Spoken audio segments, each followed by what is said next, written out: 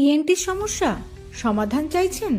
চলুন আলাপ করিয়ে দিই ইএনটি স্পেশালিস্ট ডক্টর দেবাশিস মুখার্জির সাথে। হাই, কেমন আছেন? চলুন শুরু করা যাক আজকের প্রশ্ন পর্ব। অনেকগুলো বছর আগে ইউটিউব চ্যানেলে ইএনটি কথা বলে একটি অনুষ্ঠান হতো, বলা যেতে পারে একটা অ্যাওয়ারনেস শো হতো। সেই শোতে ডক্টর দেবাশিস মুখার্জি ইএনটি সমস্যা নিয়ে বলতেন এবং সমাধান দিতেন। অনুষ্ঠানটি দীর্ঘদিন চলেছিল এবং আমার মতো অনেকেই এই অনুষ্ঠানটা দেখে উপকৃত হয়েছিলেন। কোনো কারণবশত 2022-এ অনুষ্ঠানটি বন্ধ করা হয়। 2025-এ দাঁড়িয়ে আমরা আবার শুরু করলাম। আমি সুজাতা ভট্টাচার্য, আমার সঙ্গে ডক্টর দেবাশিস মুখার্জি। আজকে আমার প্রথম প্রশ্ন, বাচ্চাদের হঠাৎ হঠাৎ কেন নাক দিয়ে রক্ত পড়ে, কারণটা কি? চলে যাব ডক্টর দেবাশিস মুখার্জির কাছে। বাচ্চাদের নাক দিয়ে রক্ত পড়া প্রায় দেখা যায় এবং বাবা মারা খুব আতঙ্কিত হয়ে পড়েন যে কেন রক্ত পড়ছে।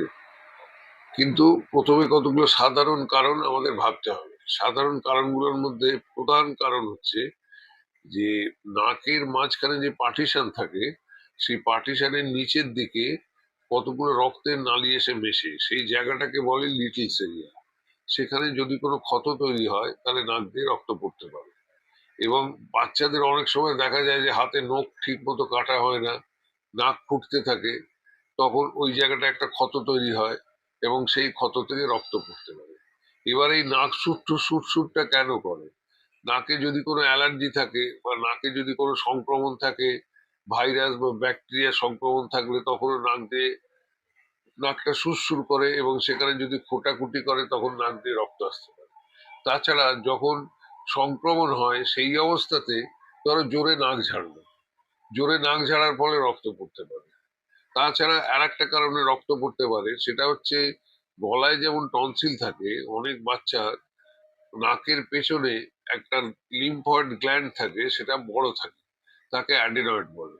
সেটা যদি থাকে তাহলে নাক দিয়ে ভালো করে হাওয়া যেতে পারে না, নাকটা বন্ধ থাকে। নাক বন্ধ থাকলে নাকে সংক্রমণ হয়, নাকটা সুরসুর করে, তখন বাচ্চারা খোঁটাকুটি করে বা নাক ঝাড়ে, তখন নাক দিয়ে রক্ত পড়তে পারে।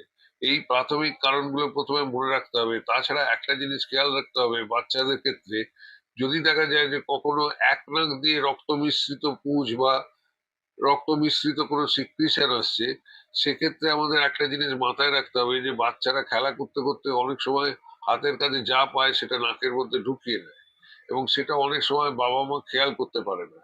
খেয়াল করতে না পারলে ওই জিনিসটা যদি নাকের ভেতর অনেকদিন থাকে তাহলে সেখানে ওই নাক দিয়ে ইনফেকশন হয়ে ওইখান দিয়ে রক্ত মিশ্রিত একটা জল আসতে পারে।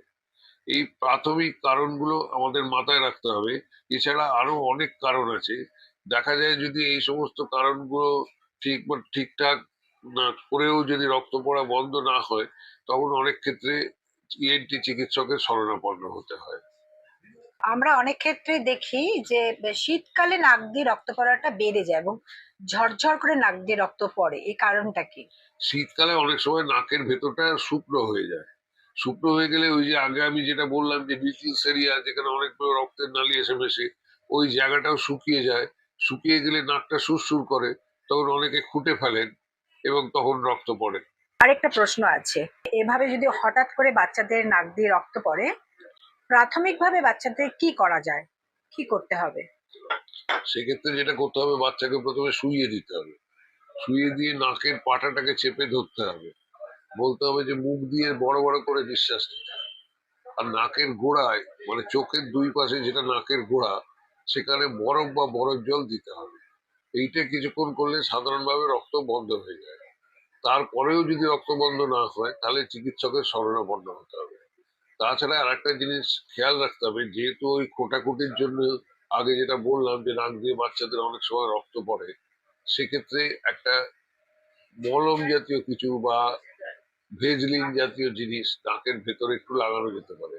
তাতে নাকের ভেতরটা ভিজে ভাবটা থাকে, শুকনো ভাবটা কেটে যায়, তখন রক্ত পড়াটা আর হয় না।